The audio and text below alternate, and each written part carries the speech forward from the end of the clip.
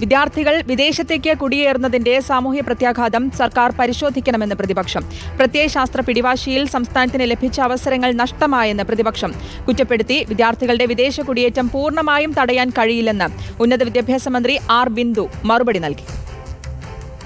കേരളത്തിൽ നിന്നും വിദ്യാർത്ഥികൾ വിദേശത്തേക്ക് കുടിയേറുന്നത് അപകടകരമെന്ന് ചൂണ്ടിക്കാട്ടിയാണ് പ്രതിപക്ഷത്തിന്റെ അടിയന്തര പ്രമേയം. യുവതലമുറ ആഗ്രഹിക്കുന്ന ജോലിയും ശമ്പളവും നൽകാൻ സംസ്ഥാനത്തിന് കഴിയുന്നില്ലെന്ന് പ്രതിപക്ഷം കുറ്റപ്പെടുത്തി.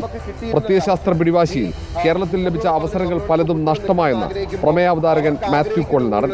നമ്മൾ പലപ്പോഴും എല്ലാ അവസരങ്ങളും തൊലച്ച് നമ്മൾ ഈ പ്രത്യയശാസ്ത്ര പിടിവാശി കൊണ്ട് അതുകൊണ്ട് ഇവിടുത്തെ ചെറുപ്പക്കാര് they are socially frustrated, they are economically frustrated, they are politically frustrated. നമുക്ക് നമ്മുടെ ഒരു ചെറുപ്പക്കാരെ വളർന്നു വരും നമ്മുടെ മക്കളെ നമ്മുടെ കൂടെ നിർത്താൻ കഴിയുന്ന ഒരു അന്തരീക്ഷം ഈ സംസ്ഥാനത്ത് ഉണ്ടാക്കാൻ കഴിഞ്ഞില്ലെങ്കിൽ എന്താണ് സാർ നമ്മൾ നേടാൻ പോകുന്നത്?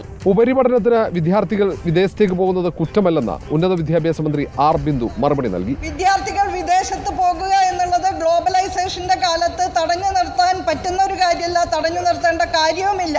വിദ്യാർത്ഥികളുടെ വിദേശ കുടിയേറ്റം സർക്കാർ ഗൗരവത്തോടെ പരിശോധിക്കണമെന്ന് പ്രതിപക്ഷ നേതാവ് ആവശ്യപ്പെട്ടു. ഞാൻ വിചാരിച്ചത് സഭ നിർത്തി വെച്ച് ചർച്ച ചെയ്യുമെന്ന്.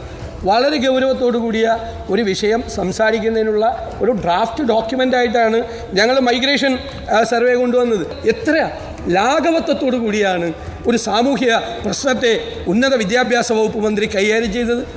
ഇതൊരു ഗൗരവമുള്ള വിഷയമല്ലേ? മന്ത്രിയുടെ വിശദീകരണത്തിൽ അടിയന്തര പ്രമേയത്തിന് അവതരണാനുമതി നിഷേധിച്ചു. പ്രതിപക്ഷം നിയമസഭയിൽ നിന്നും ഇറങ്ങിപ്പോയി. റിപ്പോർട്ടർ, തിരുവനന്തപുരം.